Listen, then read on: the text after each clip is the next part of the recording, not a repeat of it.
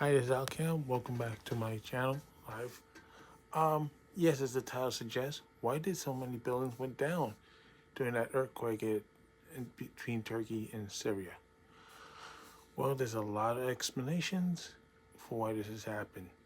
Even though the building codes is standard around the world, the problem is when there's a new building code for earthquakes, it's only applied to new buildings. It doesn't apply retroactive to the older buildings.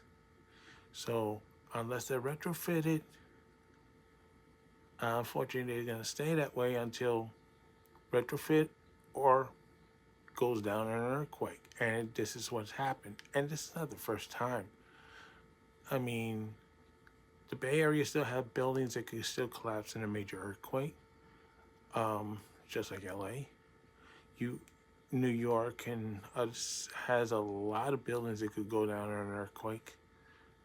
I mean, we had a chimney collapse in the 2011 earthquake that was centered in Virginia, but it shook the Northeast all the way to Canada.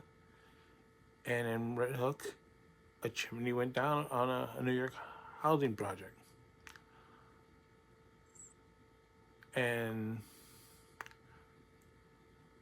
yes, buildings in Japan and structure in Japan that also suffer from earthquake damage or destruction. For example, the expressway where they had the famous photo of the bus hanging over the edge by two wheels. The rest of the bus stayed on. That expressway came down. So there goes the wheels. Bus stayed on. That expressway was built around 1964 earthquake standards. It wasn't upgraded. But then there was a reason why it wasn't. That's because that particular area, Kobe, didn't know there was an underground earthquake fault connecting the city to an island. That they didn't found that fault under survey, so they didn't know that that fault existed. If they did, I think they would have made some changes. And then you had houses that toppled because the roofs were a little too heavy for the supports to hold up. That was before another type of disaster, typhoons. Yes, it's great to stop typhoons, but it's not great for earthquakes. You need buildings that flex, roll with the punches. Otherwise, no. Well, it's basically like if you had a stack of magazines all the way up to the top on a chair. The friction holding the magazines together is like the motor, like of your brick building. The problem is, it's any kind of a shaking messes with the motor. There's no flexibility. It'll start crumbling.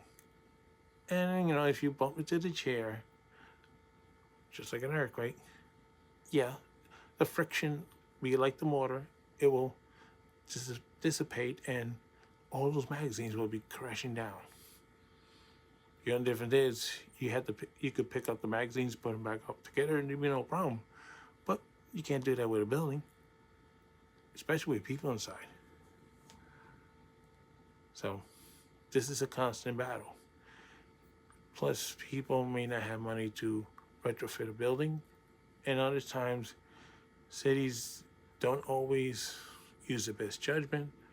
They will use whatever buildings available for urban renewal or something. If they could avoid building a new building, they would do so. But in the age where everything, now we know there's earthquakes around the world, and in places where we thought there wasn't earthquakes, we do have them. Those buildings have to be either retrofitted or replaced. But that's an enormous expense. We can't even fix a pothole correctly or a pipe underground without a problem. This is the dilemma that poor countries also face, because they don't have the kind of money to do the investments to replace these old buildings.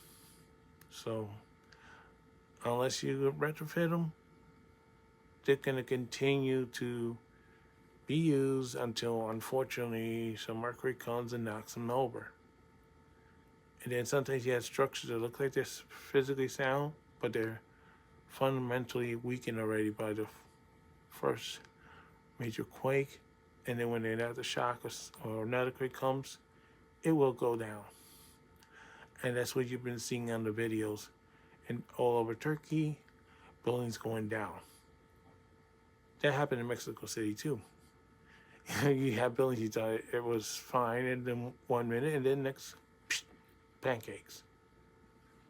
So this is Al Can saying so long for now, and don't forget your stop. And by the way, the death toll is running close to 20,000 as we speak in both countries. So hopefully more aid will come. There's been a lot of rescues, which is a good thing because time is running out on these poor folks. If we don't get a lot of these people out, they're not going to survive much longer in the cold. This is Al Ken saying so long for now. Don't forget your stop. Good night.